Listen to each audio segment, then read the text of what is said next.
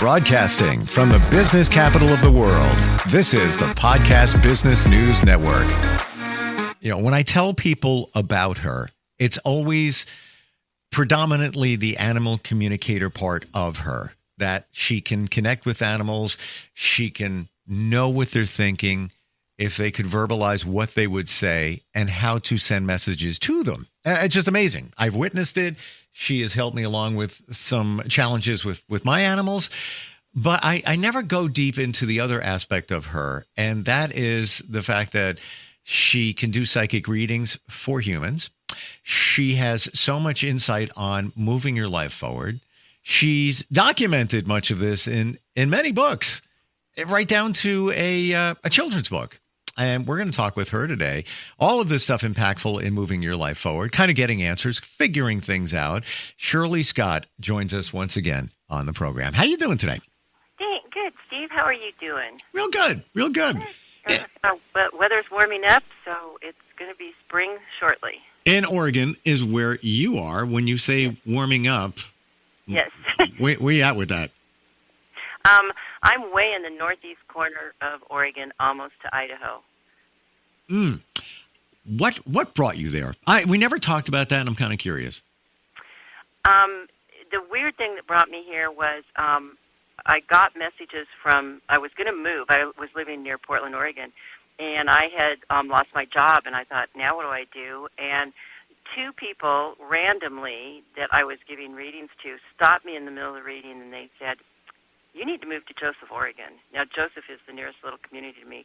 And I said, there's nothing in Joseph. It's a town of 1,200 people, and I need a job. And they said, no, you need to go there. So I sat that night in front of my computer and said, my condo's up for sale. Nobody's looked at it for months. If you're really serious about me moving to Joseph, you better sell my condo. And the next day, people came and bought it. I have no words. I don't even know where to go with that. But I do need to go back to the people that you were working with. What prompted them to say that? Were they intuitive? Like, where did that come from? I don't. It was really weird because one gal just stopped me in the middle of a reading and she said, I have to tell you something. And I said, okay. And she said, I just heard you're supposed to move to Joseph, Oregon. There's something there waiting for you. And I looked at, and she lived in Lake Oswego, and I said, do you know where that is? And she goes, well, yeah, kind of. And she said, I have no idea why I'm saying that. And I said, okay, well, me being the person I am, I say, okay, I'm going to take that into advisement, because that doesn't happen. And that night when I got home, there was a note on email from one of my clients, and he lived in Canada. And he said, I was going to move to Yuma, where my parents used to live. And he goes, you're not supposed to move to Yuma. He said, you're supposed to move to Joseph. And he said, I don't know if that's Joseph City in Arizona or Joseph in Oregon, but you're supposed to move to Joseph. Did that just randomly came out of them? Randomly came out of them. Well, this whole conversation just went in a different direction here. but it's all a part of what we're talking about. Do you believe, Shirley, that was the universe putting those words in their mouth because you needed to hear it? Yes, I do.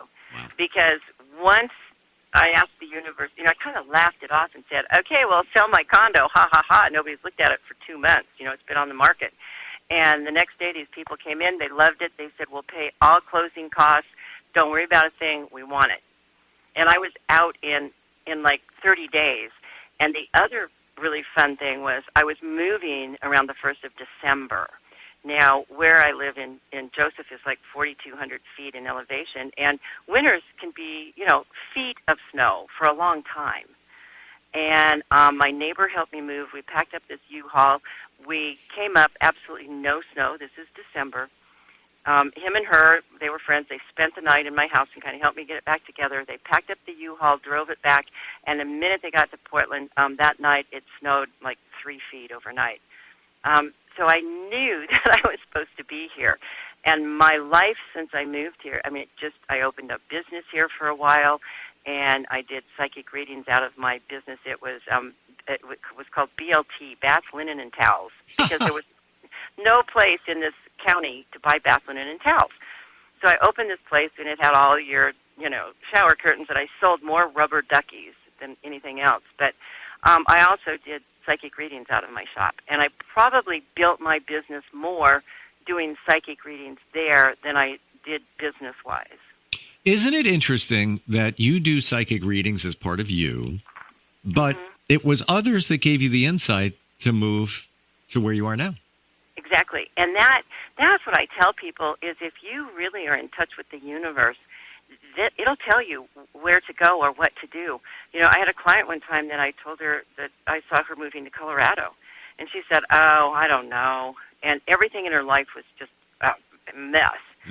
And so for weeks after that, even months, every place she went, and she lived in Oregon, she saw Colorado license plates. She saw people that had Colorado T-shirts. Somebody would mention to her about they were going to Colorado. All these things. And finally she called me and she said, I'm going to try Colorado. I said, good. She moved there and her life turned around. I mean, she found a man that she absolutely loved. Everything turned around. So I tell my clients, you have to be aware of these notes and these messages from the universe about things in your life, because it will tell you what kind of to do and where to go that's going to be best for you. And that's another reason why I do psychic readings for people, because if they're hitting brick walls and they can't go forward, we look at, well, are you not supposed to do it, for one thing? Is the timing wrong? And you might need to do it a year from now. Or you need to do it in a different way. Maybe you're trying something in the wrong way and you need to do it. And so I help guide them. And it's amazing how people, if they follow those messages, change their life for the better all the time. I always say this, if you've got anything on me, to use me as an example, I'm fully transparent, have nothing to hide, and trying to figure out life. Well, you listen. You're one of these people that are in touch with the universe. Your guides and angels, you may not actually maybe talk to them that much, but you do talk to them, and you are listening, and you are asking the questions, okay, where do I go next? What do I do? And they're trying to show you what is coming, and I do think there's two opportunities coming to you. And sometimes it means that another door, the door closes behind us, but the other opportunities are there. I'm hearing what you're saying, and I feel that I'm maybe 60% there in receiving messages, maybe not fully understanding them. And to your point, I did have recently, business-wise, something shift. One was expected somewhat, the other unexpected. And I'm going to go out on the limb and say that I'm thoroughly convinced it is the universe saying, you need to take your focus off of that because we got something over here you need to focus on. What the focus on is, I'm not 100% sure. I know a direction where That's all you need. But it's driving me. Yeah. Shirley, it's driving me crazy. All you need is the direction, because nothing is set in stone, and the universe says, there's the direction, you start walking it, and then we can bring you what you need. I don't even know how to fully walk in that direction, but I know, let me rephrase that. I know the direction, I don't know how to walk it. I guess that's the best way to say it, but I know the direction. I know that sounds weird, but when you know it, if that makes sense. Yes, you do. Yeah, you do, because your soul knows it. And so I tell people, then take one step at a time. I tell people, if you want to achieve this other thing, then make a list, and every day either take 1 to 2 steps in that direction, whether that's, getting more knowledge about it or researching it, or doing 1 or 2 things that you know that in order to get there you've got to do. I tell people, don't try to eat the whole elephant in the room. You just take one small bite at a time. And so, that's the way to do that, is to research it. There's very few times I tell people to jump off the cliff. I am one that jumped off the cliff, and it worked. But and some people have. You hear people all the time that have said, I quit my $1 million job and I went here and did this and it worked out. And that's the way the universe really works. It's like, what is telling you really want to do with your life? And that changes. As you grow and as you learn, our focus on things will change because that's growth. The only thing that stays the same is change. And the thing that we need to do is remember that if we are in a rut and we're doing the same thing over and over and over, to the universe, that's no growth. And so they'll throw us a curveball and help us get out of the rut. And sometimes it's scary. Most of the time it is scary. And it looks like, now, what am I going to do now? But if we just keep going, things will open up. The promise of the universe is if you're on your path, everything will open up before you in the right time. I agree with that. We're impatient. We're in the Amazon world. Click the button. It comes at 3 p.m. Maybe not where you are. Yep. Yep. For you, where you are, it comes 3 months later. But, yeah. We want the instant results. We want to feel it. And I've been there. I've made life changes that I felt I needed to make. But then I turned around and said, what did I just do? What am I going to do now? And there's some fear involved in it. Yep. But as my mom always used to say, and I go back to a lot of those things. And when you're younger, you hear things from your parents and you're like, you're old. What do you know? Come on, shut up. Exactly. But you always used to say, it'll always work out. It will. And it does. And she used to say, go with the flow. Mm-hmm. What the heck does that mean? Well, in my journey, it looks like the ocean or the river is taking you, and you just need to flow with it. Don't fight the current, because you're going in that direction anyway. So just get on your back and float. Yeah, the saying in spirit is, don't try to row upstream. Yeah. Because you're not going to get any place. Go with the current and make yourself like the water. So, the water, when it hits the rock doesn't stop the water. The water just goes around it. Exactly. It finds another way. And so if you can be like the water and know that, you're flowing, where are you flowing to? Well, we're not sure. Is it going to be another bigger river? It's going to be the ocean. Where are you flowing? It really doesn't matter. It matters that you are going with the flow. And I learned a long time ago, it's not about the how, when, and why. It's that all of that doesn't matter. It doesn't matter how it comes to you or when it comes to you or why it comes to you. It's there, so take advantage of it. Well, many say if you're going to manifest something, i.e., we got a dream, it's just think it's already here. Don't worry about how you're going to get there. Don't worry about all the details, the minutia, it's already here. We got it. And then go ahead. Work your way backwards, like reverse engineer. Exactly. I tell people, all the things that have come to Earth, have always been here. Cement's always been here. Asphalt's always been here. That stuff didn't drop down from the sky. It's always been here. It's a matter of bringing the right elements together and making it work for something that you want. I think it was Edison that, didn't he invent the battery or something? I think it was Edison. And somebody said to him, it took him like 300 times to make the right battery. And they said, how does it feel to be a failure 300 times?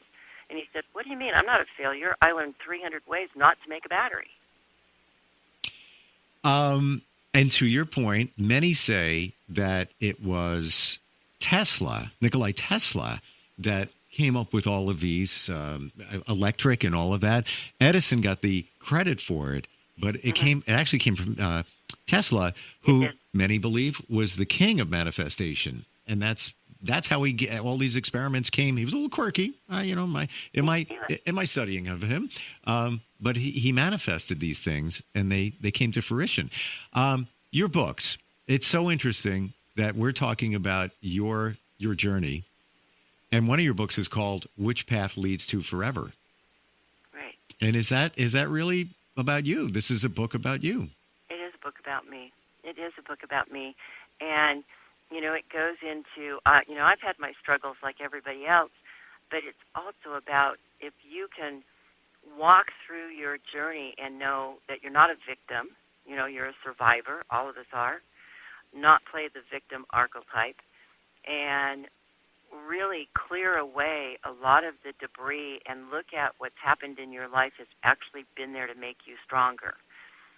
I've been through a whole lot in my life, including cancer and, some child abuse things, and I can counsel people on that. I can actually say I've been there,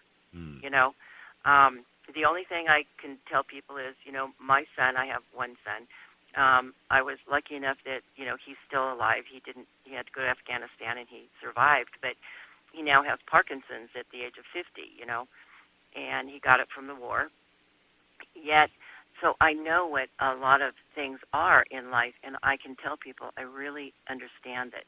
So I look at everything that some people would say, oh my God, that's so bad. It's not. It's what we walk through to learn how to navigate more of our life and to help others. It is very easy to go into victim mode and say, why is this happening? Why me? Why, come on. But do you truly believe that there is a plan? It's all been figured out. We don't know what it is. Someday it will be revealed, some way, somehow, somewhere. But it's all part. Everything that happens, whether you want to accept it or not, it's meant to be. That's the way it's supposed to be. It is. It is. It's not, but the way you get there is not set in stone. The outcome may be the same, but the idea of life is the journey. It's not the end of it, because the journey is where you learn everything. But most things are meant to be. However, you can take turns, take a right turn over here and make your life something that it was not going to be and do it. Most of the time when you do that, it's not as good. It's sort of like, somebody who is supposed to be a good leader or something, and they, take meth, say, and they destroy themselves. There are things like that happen, but they can still be teachers in their own way. So if you're meant to be a teacher of some kind, you're going to be a teacher of some kind.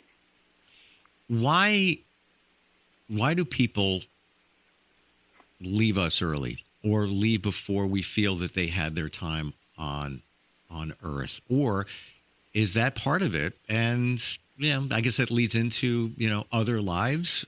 Tell me your thoughts on that. Yeah, my thoughts are pretty much everybody kind of knows when they're going to die. I mean, you hear a lot of times people say, I'm not going to live long. I know that. And as long as there's not something that gets in their way, there are some accidents. I mean, we get in the way of others' free will. Like, somebody's driving down the road the wrong way. That's their free will, and we have to navigate that. But I do believe in reincarnation, very big. And a lot of times people don't come back for 100 or 200 years. But on the other side, when we're on the other side, there is no time or space. And we have to remember that, our human brain doesn't go with us. Our vocal cords don't go with us. Our subconscious doesn't go with us. Our soul is the only thing that's over there that has a memory bank of everything that we have learned, not only in this life, but of past lives. And that's why a lot of times when we walk into a place we've never been to and we go, God, I know I've been here before. Our soul is feeding our human brain a memory that we were there maybe in a past life. Because, when we're born, our brain is like a blank computer. And everything has to be fed to it. We have to learn to eat. We have to learn to do all this stuff because it's not in our brain. Well, our soul also starts feeding us information, even before we're born, actually, about, what we have done in past lives or what we're here to learn or, different things. And that's why when we go places and we think we've been there, our soul is feeding it that information. And a lot of times our soul will tell us if we're not going to be here long. I do believe there are accidents, not very many. Not very many. Well, okay, let's look at that and definitely want to get to a few more of your books. But when an accident takes place, All right, free will. Maybe it's the other person's free will, car accident, whatever it might be, takes a life. Was that meant to be in the big picture? Yeah. Yeah. Yeah. Yeah, it is. There is, because there's always something to be learned from it. There's always something to be learned from every movement you make all day long. And if we can remember that whatever you are doing, there's something to be learned. And it could be the littlest, I need to put a quarter cup more sugar in my, whatever. And it's just every day we learn something, and we need to remember that. And we also need to kind of stop judging things. I wrote something on Facebook the other day, and I said, if you can stop judging everything, you can learn to live in peace with anything. It's so easy to judge. It's so easy to jump down that rabbit hole. But I feel once you start looking at things spiritually, that the time that you judge is smaller. Like you may see somebody or react to a situation. You might say something in your head like, what the hell? What do they know? Or you may, you see a post on Facebook and it's somebody, I'm on a great vacation, blah, blah, blah, blah. And you're like, man, somebody else going on vacation, not me. And you keep scrolling. But then you catch yourself sooner and you say, you know what? Good for them. You click like or put a comment. Hey, guys, have a great time. But your initial reaction is different than when you figure out why you reacted that way. And I find that time span is shorter once you get a little more absolutely aware of life. Yeah, because you're not jealous and you're not angry with them, and you're not, because, jealousy, anger, all of that, you hurt yourself more than you hurt anybody else. Yeah. So, yeah, I live in a very peaceful world where I don't judge anybody because I don't know their path. Not even a psychic can tell everybody their path because they're not supposed to know it. They're not. So you don't know what their path is. Maybe this guy that murdered somebody, that the person he murdered killed him in another lifetime, and now their karma's even. Yeah, we don't know the full story, do we? No, we don't. And so, and I learned that. I mean, when I volunteered at the prison for the Dogs in Prison program, I worked with murderers and, all kinds. Most of my guys were lifers. And I just learned not to judge them for what they had done, but to look at them as, how are you treating the dog now? And what are you doing now to make yourself and your life better? And so if you can get to that point in your life, I live a very peaceful, easy life. I very seldom get upset about things. Do you think that came from you making that move? Yeah. Yeah. I envy you. not that life is bad on my side. It's all good. But there's something inside of me. I'm not even going to use the word calling. It's blanket pulling me somewhere. You need to follow that. Yeah, I don't know how. Oh, you will. You will. Just keep asking. We forget that the universe, our guides and angels on the other side, they sit around, they're like, these people that sit around and go, would you ask me something? Would you just ask me something so I could help you? Come on, that's what I'm here for. You can never ask for too much. Sometimes if it's raining really hard, I'll ask for a parking place up front. Oh, I do it all the time. In fact, I said that to somebody today, and they thought I was joking. I said, no, manifest a parking space. And I always, just like you said, I'll always preface it by saying, if somebody needs it more than me, please give it to them. But exactly, it works for me. I'm going to say 85 to 90% of the time, and many times in a crowded city, I'll be like, I need a space. Can you please give me a space? And then sure, I pull up and I'm like, oh, there it is. Let me just pull right in there. Yeah. One of my mantras, too, and this has helped a lot of people with their anger, is give them grace and keep them out of my face. And, people call me and say, I'm having trouble with my boss. My boss is, and I'll say, every day, 100 times a day, whatever, in your head, just say, give them grace and keep them out of my face. because you're telling the universe, you know what, bless these people because they probably don't know what they're doing to me, but I don't need them to do it anymore. Yeah, it doesn't serve works. and support you. And it's almost as if you're saying, love and light, all of it. God bless you. Good luck. Good for you. Just, we don't connect. And that's all good. Stay on your side. Good. Yeah, it's all good. So, mantras work because it's energy. And what is the universe? The universe is energy. My challenge is forgetting all of these, and I had to write that one down. Give them grace and keep them out of my face. In a way, it sounds, I don't want to say negative. It sounds a little snarky, but you're saying, hey, good for them. I just don't want to deal with them, and that's all good. And that's all good. It's better than saying, telling them to go to hell. Exactly, and then put a period at the end of that. And what energy did you just send? Not good. Exactly. I find it interesting that our goal today was to talk about your books, and we did that in a roundabout way, in learning more about you and what led you to a lot of these books. We talked about your fear of making change. You have a book and actually CD for that. How to connect and communicate with animals. You've got that. We talked about your path that leads to forever, how you got to where you're living now. Fortune telling, talking dead. We can go into that one next time because that's pretty interesting because it talks about how people started fortune telling and talking to the dead, and it's got a lot of different ways in there that people even today use. So yeah, I have to tell you, Shirley, we've talked quite a few times. I initially thought you were, and do know you are an amazing animal communicator and have such vast knowledge about animals in general, just, the health and physiology and mindset and all of that. But every time we get together, I find out how deep you roll. And it's refreshing. You are grounded, learn so much from you. And without a doubt, your purpose, this be it. Thank you. Thank you so much. I'm still laughing at, what is it, BLT? Yeah, BLT. Yeah, everybody thought I was opening a restaurant. I love it, though.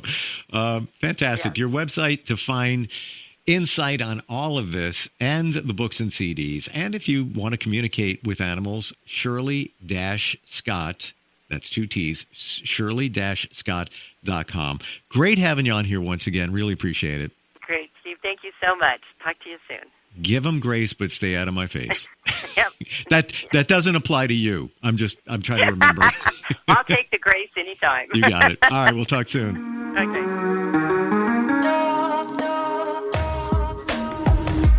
Broadcasting from the business capital of the world, this is the Podcast Business News Network. For nearly 2,000 severely injured veterans, everyday life has become filled with barriers. Day-to-day simple tasks can become pretty daunting. I have to carry my chair up 2 flights of steps or have somebody do it for me. What scares me the most is just the falling. When I'm struggling with my house, I think, to have that one great barrier just knocked down, it's crucial.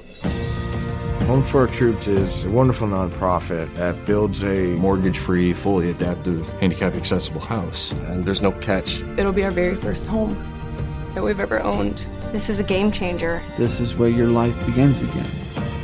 We need you to join us in completing this important mission. Please visit hfotusa.org and help build homes and rebuild lives. Because of you, everything's going to be okay.